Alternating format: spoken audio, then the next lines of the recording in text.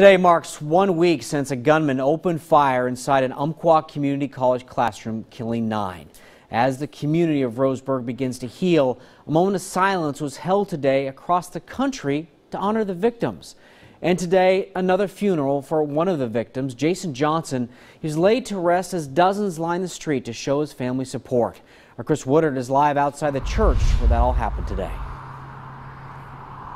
Well, all is quiet here now, Dan. This area was crowded earlier today. People out here waving flags, holding signs.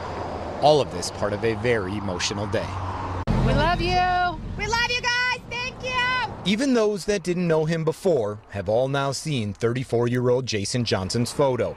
Community members and classmates showing up by the dozen to line the street while family and friends grieve inside. I don't think that any family, anybody should have to feel like they're alone in something that was so horrible. I hope that they know that they're loved, the community cares about them.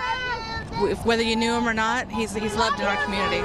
Some have a more personal connection. I had just left that room just prior to the shooting.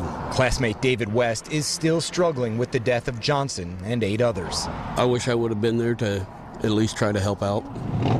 Lindsay Long gathered with her motorcycle riding friends to show support. Somebody came by our room screaming and very frantically that there was a shooter on campus. She was in the classroom next to Johnson that day and held the door shut to try to stay safe. We had our scanner on our phone so we could hear the police talking to each other, and we could hear how many fatalities. Family members say Johnson had just enrolled in classes.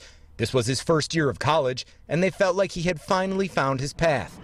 They say he was proud to be a Christian, and he and his mother were both proud that he had become a college student.